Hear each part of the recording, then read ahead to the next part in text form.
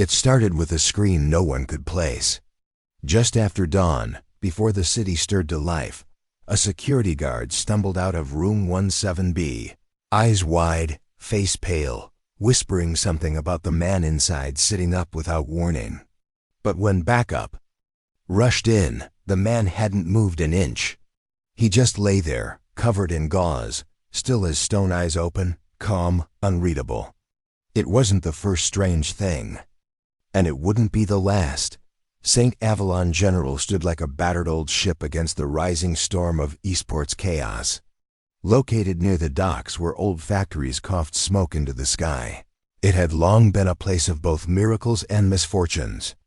This hospital had delivered generations, stitched up street brawls, and quietly covered stories the news never caught. But room 17B was different. He came in broken, yes, but not broken like the others. This man was ... erased, the medic said. They found him on the rocks near Thorn Bay, drenched, barely alive, no ID, no phone. Clothes torn like he'd wrestled with the sea. His face was unrecognizable, burned, bruised, and bandaged tight within minutes of arrival.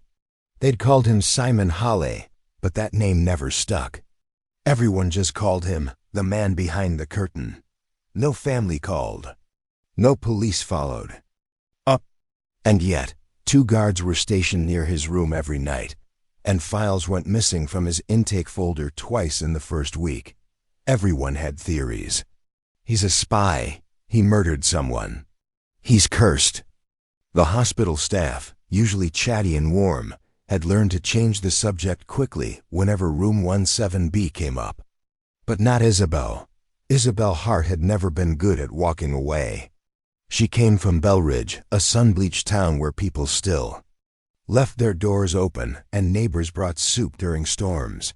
Her father taught literature at the local school. Her mother played hymns on the chapel's old organ every Sunday. Isabel had grown up with tea on porches, the smell of books, and a deep belief that no one should be forgotten. When her older sister Dana died from a simple infection misdiagnosed in a clinic that didn't listen, Isabel's course was set. She moved to Eastport. She studied hard. She wore her grief like armor and swore to become the kind of nurse who noticed everything. She wasn't flashy. She didn't need to be. She got things done. That morning, just past 7 a.m., she stood outside room 17B, staring at the red tape across the door. Isolation contact precautions required. She could hear the whispers behind her. Nurses clutching their coffee, their voices low. Why is she going in there? She's asking for trouble. Isabel adjusted the strap of her mask, tied the yellow gown over her scrubs, and slid on gloves with practiced ease. She knocked once. No answer. She pushed open the door. The room was colder than the rest. The lights dimmer, like even electricity hesitated here. The air smelled of bleach and something faintly metallic. He lay motionless. White gauze swaddled his head, arms, torso, only his eyes were visible. They followed her, quiet, sharp, awake. Isabel stepped inside slowly. I'm Nurse Isabel, she said softly, checking the machines at his bedside. I'll be taking care of you today. No response, not a blink. She glanced at the 4, adjusted the flow, checked his vitals. Everything was stable. She noticed how still he was, too still. You don't have to talk, she continued, voice like calm water. But I want you to know something. I see you. You matter. She reached over to straighten his pillow. Her fingers brushed against his shoulder. Under the bandages, the muscle was tense. Still nothing. But just before she turned away, she caught a flicker. His eyes shifted, just slightly. Enough to say he heard her. She didn't push. Trust had to be earned. 20 minutes passed. She made notes, cleaned, adjusted, then left. Outside, a nurse named Jenna was waiting with arms crossed. You're either brave or out of your mind, she said. Isabel didn't answer. Just peeled off her gloves, scrubbed at her hands, and walked away. That night, her apartment was quiet. Marbles, her gray tabby, slept curled on a windowsill. Isabel sipped ginger tea and scrolled through her work tablet. She pulled up the man's file again. Still nothing. A single intake photo, vitals, no name, no history. No insurance, no notes from the A staff who brought him in. It was like someone had wiped his existence. She stared at the photo, grainy and gray, eyes half closed behind gauze. Something didn't sit right. The next morning, she returned. This time, she brought a folded blanket from the storage closet. Soft, warm. She also carried a bowl of broth, real broth, not the bland kind from the hospital kitchen. He watched her. Same silence. But his eyes moved this time, not in fear, but in curiosity. She set the tray down, pulled a stool close. "You don't have to eat," she said gently. "But maybe the smell will remind you you're human." She took out a worn paperback and began to read. A poem about rivers and time and memory. Her voice filled the space. And just as she turned to go, it happened. "Thank you," came a hoarse, fragile whisper. Isabel froze. She turned back slowly. Their eyes met. "You're welcome," she said, her smile reaching her eyes. As she stepped out of room 17B, she didn't look back. But inside her, something had changed. A story had begun. And she would be the one to hear it. Isabel set the tray down with care, her hands moving like a mother placing her child to rest. The aroma of the soup drifted upward, spiced vegetables and slow-cooked chicken, warm and comforting, a scent that didn't belong in a room full of metal and medicine. The contrast was sharp, like laughter in a graveyard. It brought with it the memory of home kitchens and wooden spoons tapping on clay pots. She pulled a chair close to the bedside, the legs squeaking softly against the linoleum floor, the sound oddly loud in the silence that cocooned the room. "You don't have to eat if you're not ready," she said, setting the spoon down gently beside the bowl. Her voice was low, like a lullaby told from one soul to another. "But I thought maybe the smell of something real might remind you you're still here, still human." He didn't reply. Not with a glance, not with a breath. Just that hollow, aching silence that had followed him like a second skin since the day he arrived. It clung to him, thick and unmoving, a silence so complete it seemed to soak into the walls. Isabel adjusted the heart monitor. The green line pulsed across the screen steadily, and the beep that accompanied each heartbeat was the only thing assuring her he was still alive, still fighting. The soft sound was almost a comfort now, like a familiar rhythm in a world gone. Offbeat. She reached for the cuff at his wrist, brushing aside the edge of his blanket. That's when she heard it. So faint she thought it might be her imagination. "Thank you," a whisper. Barely audible. Scratchy, like it had come through. Sand, she froze. Her heart skipped once, then hammered inside her chest. She looked up slowly, not wanting to startle him or herself. His eyes were still watching. But now, there was something behind them. They weren't just observing her anymore. They were seeing her. There was depth there, recognition, maybe even relief. A slow, genuine smile broke beneath her mask, and, though he couldn't see it, she hoped he could feel it. "You're welcome," she replied simply, her voice catching slightly in her throat. The way she said it, you'd think it was the most sacred thing she'd ever spoken. As she reached for the fourth line to clean and adjust it, her gaze drifted to his hands, what little she could see of them. And something didn't sit right. They were too clean. No grime under the nails, no thickened calluses. No stains, no scars from bar fights or back alleys. The nails were trimmed with care, the cuticles neat.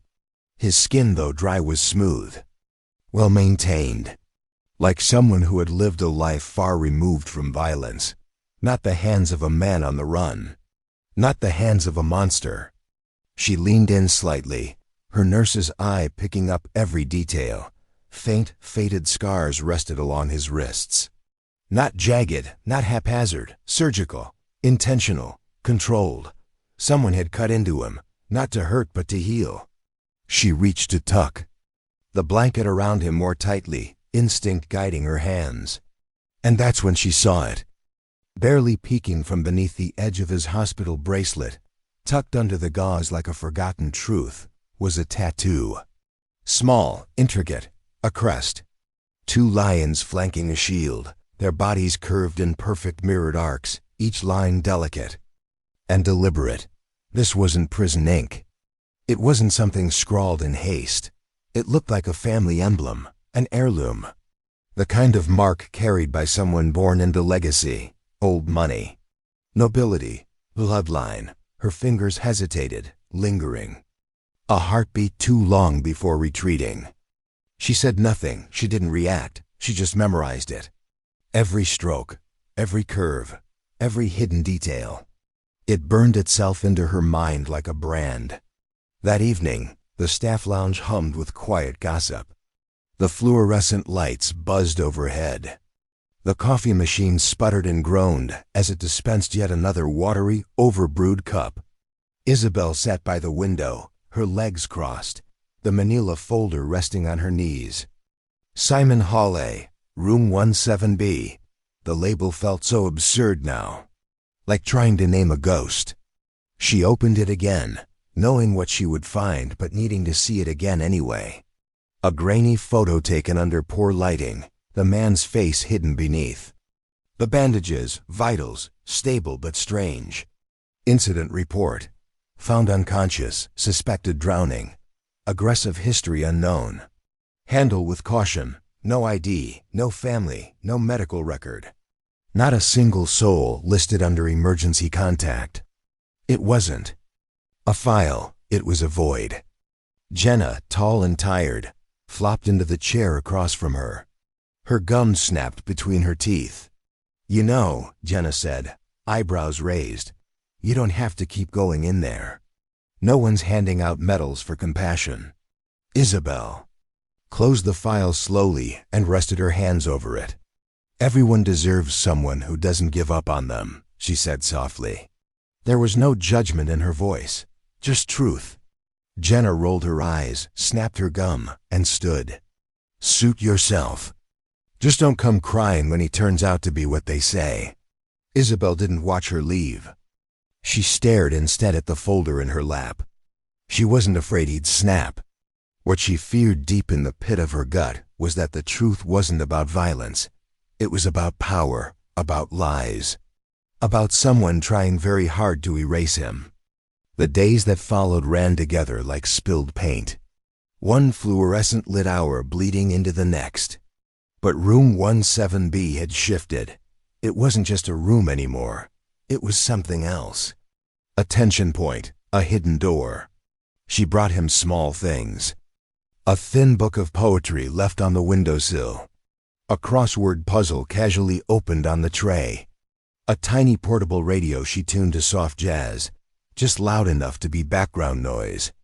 She talked sometimes, told stories from her childhood. About the lake near her house, about her cat Marbles, about the time she fell off her bike and cried more out of embarrassment than pain. He didn't respond, not at first, but he listened. And slowly, the silence cracked. He began to tilt his head toward her voice. Once, he nodded faintly when she said she hated hospital food. Another time, he whispered, "Rain," when she talked about storms. It wasn't much, but it was real. One afternoon, after she adjusted his fore, she sat in her usual chair and opened the poetry book. She ran her fingers over the creased page. "You ever read Robert Frost?" she asked. No response. She read anyway. "I've known rivers ancient as the world and older than the flow of human blood in human veins." Her voice was soft but strong, echoing gently around the sterile space. She read the entire piece slowly, giving each word space to breathe. She closed the book with a sigh. Then she heard it.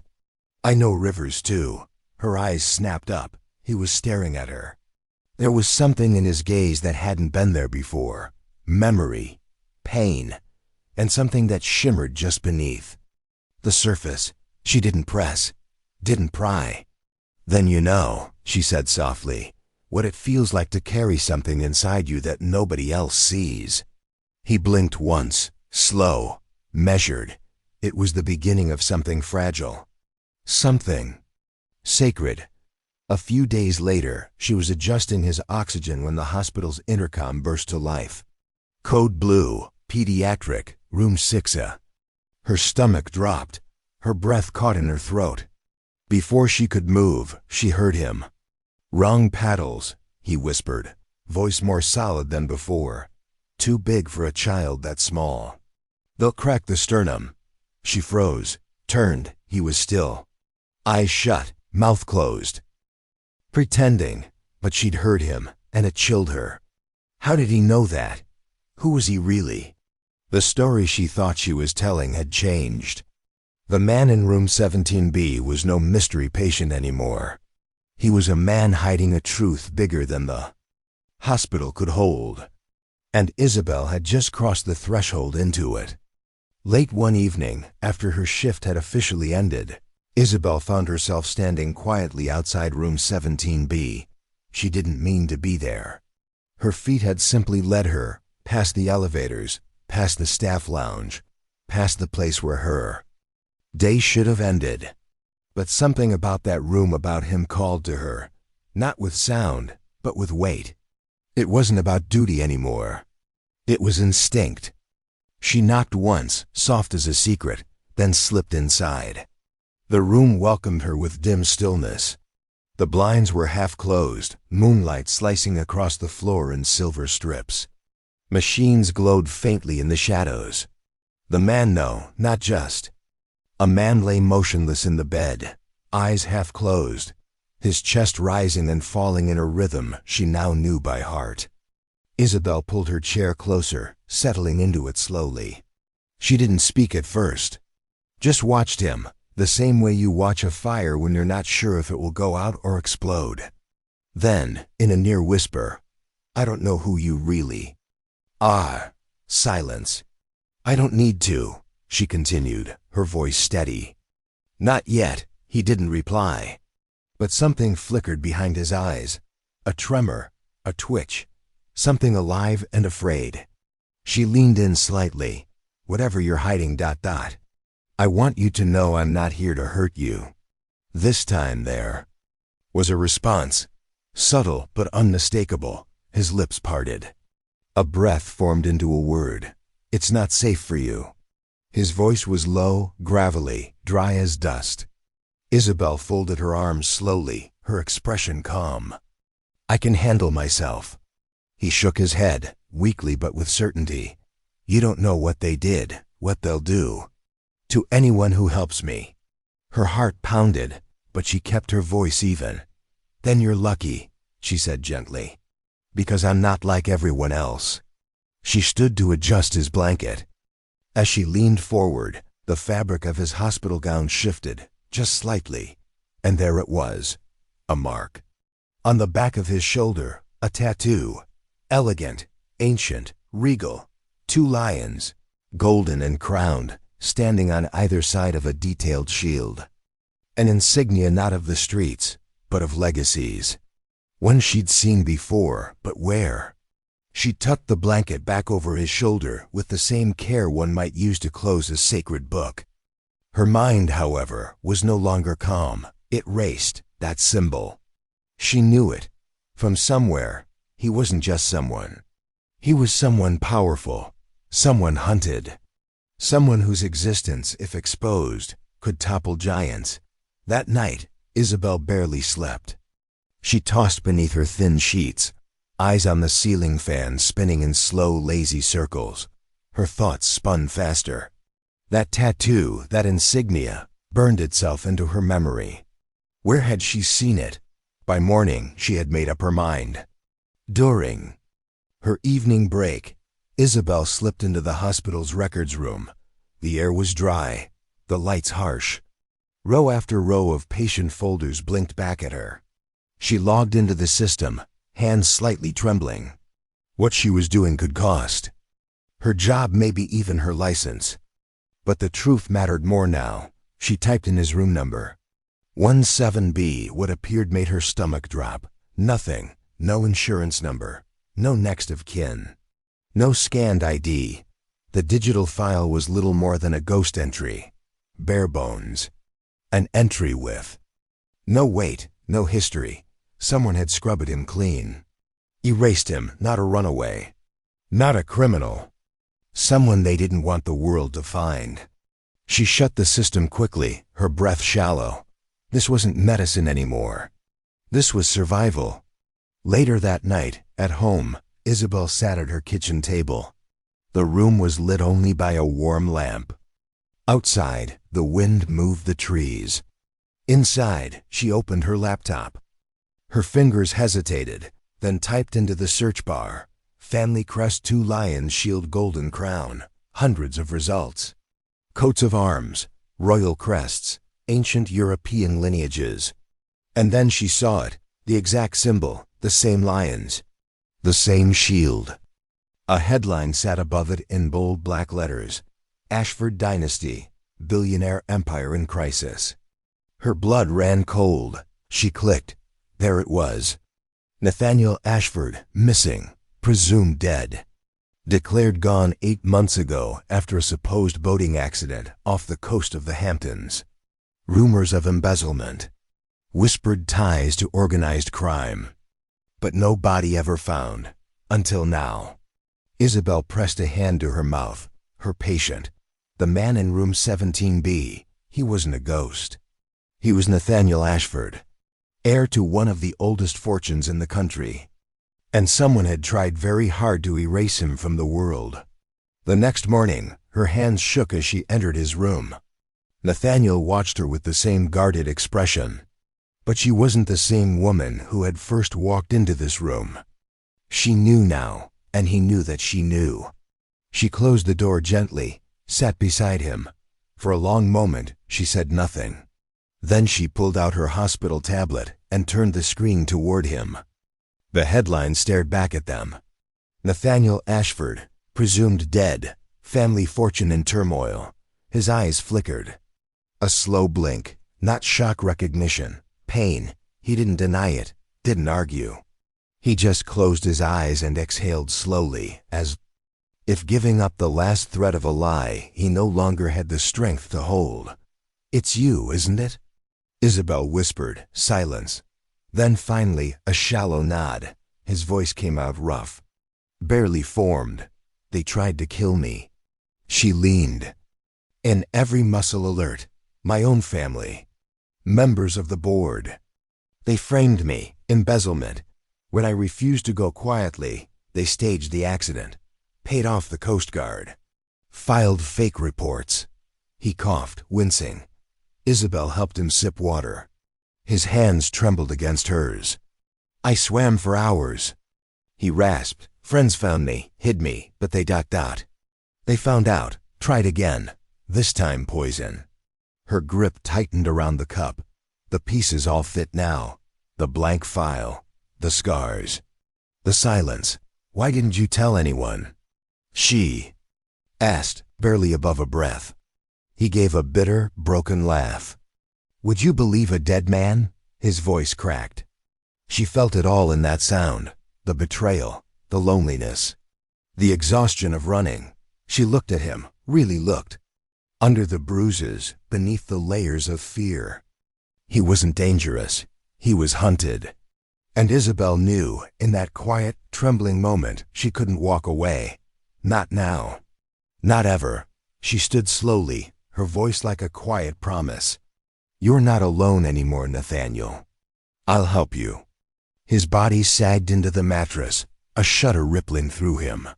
Tears glistened in the corners of his eyes, catching the dim light like drops of glass.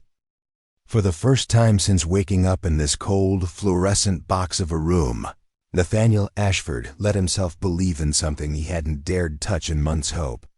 The next 2 days moved like shadows under water, slow, tense, unclear. Whispers trailed through the ward. Isabel could feel the shift in the air. The administrators had started to ask questions. Why hadn't the Simon Holly in room 17B been discharged yet? Why hadn't his chart moved? Why were staff rotation notes missing? There were too many eyes now. Too many ears leaning a little too close. If Nathaniel stayed, it would only be a matter of time before someone figured it out. Or worse, before the wrong people were notified and came to finish what they'd started. They had to go. One night, under the soft hum of the hallway lights, Isabel sat at Nathaniel's bedside. Her clipboard rested on her lap, tilted so anyone passing by would think she was writing out dosage reports or fluid logs. But beneath the top sheet, scribbled in tiny, hidden handwriting, were coded notes. Wheelchair transfer, midnight, rear exit. Badge access, east corridor only. Night shift, 2 nurses. 1 security. Nathaniel could barely walk. His muscles trembled after just sitting up for 5 minutes. His ribs still ached with every breath, but they didn't have time for recovery. It was freedom or the end of the road. The only edge Isabel had was the one no one saw coming. She was invisible, a black woman in scrubs. A nurse, polite, efficient, overlooked. People passed her without noticing. Doctors handed her forms without looking up. Security waved her through without a second glance. She would use that invisibility to set him free. The next day, Isabel began preparing, slowly, carefully. She moved Nathaniel's medication to an earlier schedule, switched his monitor from wall power to battery backup, placed a spare hospital gown, a blanket, and gloves in the janitor's closet near the loading dock. She moved like fog present but unnoticed. Nathaniel, for his part, did what he could. He forced himself upright every few hours, took deep breaths, gritted his teeth through the pain. He knew what was at stake, freedom or silence. That afternoon, disaster nearly knocked on the door. Isabel was changing his bandages when a soft knock interrupted her. Nurse Emily, cheerful as ever, poked her head in. "Hey, Isabel," she chirped. "Need a hand with Simon Holly?" Isabel's heart stopped. She glanced at Nathaniel. His face was turned to the wall, his body stiff. She smiled, calm as a lake. "All good here. Just wrapping up charts."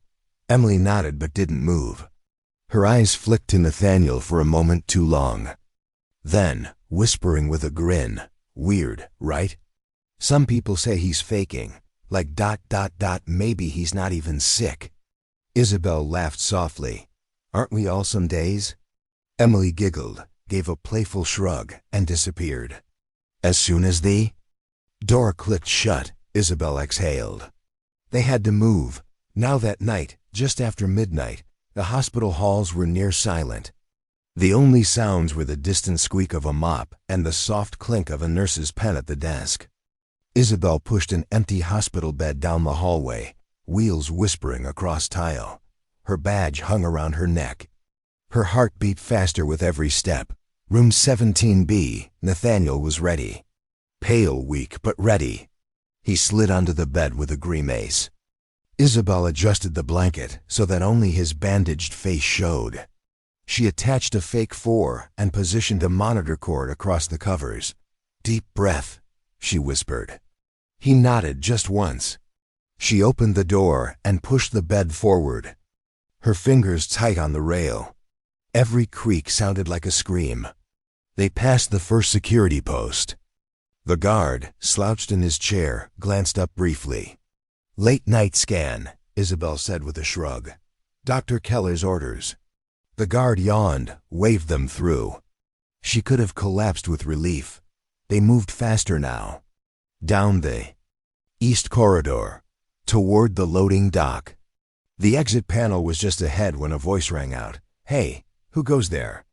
Isabel's blood turned cold. Another guard. This one younger, sharper. She turned slowly. Nathaniel held still under the blanket. "Emergency scan," she called, holding up the clipboard. "Clearance from Dr. Simmons. Paperwork's at the desk." The guard squinted. "At this hour?" "Equipment's prepped. I'm already behind." A long pause. He waved her forward. She didn't breathe again until they passed through the exit. As they reached the ramp outside, Nathaniel whispered, "You didn't have to do this." She tightened her grip on the rail. "Yeah," she said softly, "I did. Because this wasn't just about Nathaniel anymore. It wasn't about conspiracies or crests or names carved into marble. It was about humanity. About standing up when others sat down. About seeing the invisible, hearing the voiceless, and reaching into the dark to pull someone else out, no matter the cost." The city lights blurred past the windshield as Isabel drove into the night, hands clenched on the steering wheel, eyes flicking between the road and the rearview mirror. Each passing streetlight left a trail of gold across the glass, a reminder of how far they'd already come and how far they still had to go. Nathaniel lay stretched out in the back seat, his head turned toward the window, face slack with exhaustion. His bandages were loose around his jaw, one eye swollen from strain and pain, but the tightness in his shoulders had finally begun to melt. The farther they drove, the more the danger behind them became a shadow, though not one they could afford to forget. It wasn't over. There were still people who wanted him gone.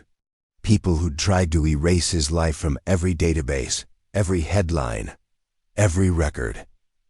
Isabel knew they would try again. By dawn, the car rolled into a narrow cul-de-sac on the Faidu edge of the city.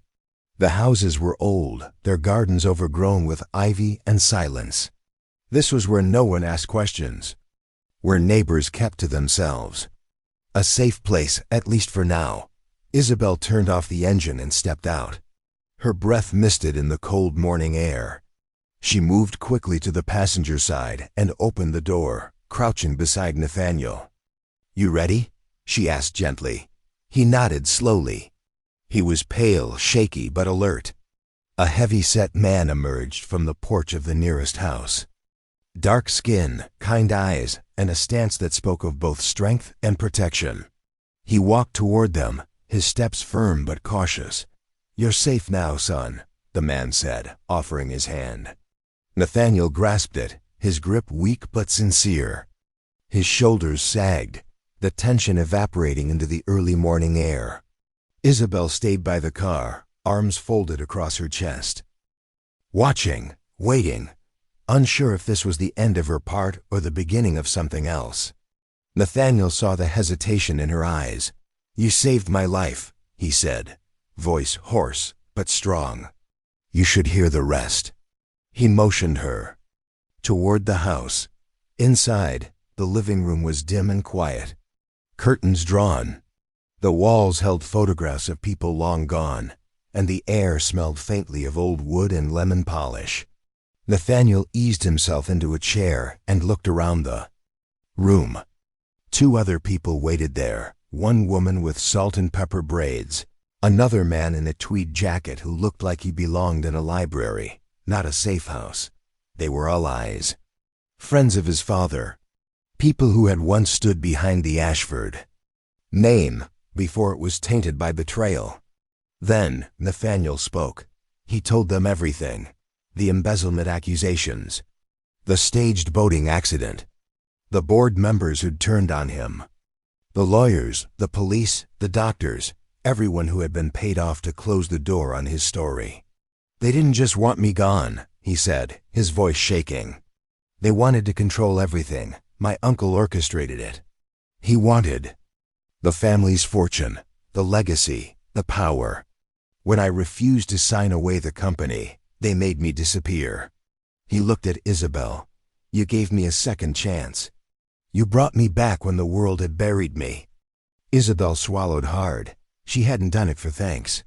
She'd done it because no one else would. Because her grandmother's words still echoed in her ears. "Stand by the forgotten. That's where your true strength lies." Over the following weeks, Nathaniel, with Isabel's quiet help, began gathering the evidence to take back what was his: emails, transaction trails, security footage from hidden backups, paper trails left to rot behind firewalls and shredded files. Isabel made calls, pulled strings, delivered flash drives in manila envelopes. She did it all quietly, carefully. She didn't want recognition. Just the truth. And when the truth finally broke open, it shattered everything. The Ashford scandal swept across newsrooms and boardrooms like a wildfire. Names were exposed, arrests made, resignations handed in with trembling hands. Nathaniel cleared his name. Isabel, however, stayed in the shadows, exactly where she wanted to be. Nathaniel offered her everything: a new home, a private clinic in another state, a job with triple the salary. Whatever she wanted. She smiled, that same warm, unshakable smile. "My life's already good," she said. "Good isn't about what you have, it's about knowing you did the right thing." Nathaniel didn't argue. Instead, he reached out and pulled her into a careful hug, still mindful of his healing body. "The world needs more people like you, Isabel Hart," he whispered. "It just doesn't deserve you." Weeks later, Isabel stood alone beneath the wide arms of an old oak tree just outside the hospital gates. A black SUV rolled away into the distance, its taillights fading into the morning fog. Nathaniel was gone, safe, free. She didn't cry. She didn't need to.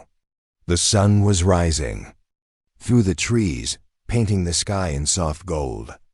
Isabel looked up, breathing it in, feeling that quiet, powerful pride settle in her chest. The world hadn't changed overnight. Corruption still lived in corner offices. Fear still whispered in staff lounges. But today, for one man, justice had won because of her. And somewhere she knew her grandmother was smiling. Isabel turned back toward the hospital, back toward the long halls, back toward the forgotten rooms and broken people who still waited for someone to see them. Her work wasn't finished, not even close. She took a breath, straightened her scrubs, and walked forward. One step, one life, one impossible battle at a time. Sometimes the greatest acts of courage aren't loud or flashy, they're quiet choices. Made in sterile hallways, by people no one notices, for lives the world tried to forget. Standing by the forgotten isn't easy, but it's where real strength begins. If Isabel's courage moved you, don't forget to like, share, and subscribe for more powerful stories that remind us what it means to be human. What would you have done in her place? Drop your thoughts in the comments below. See you in the next one.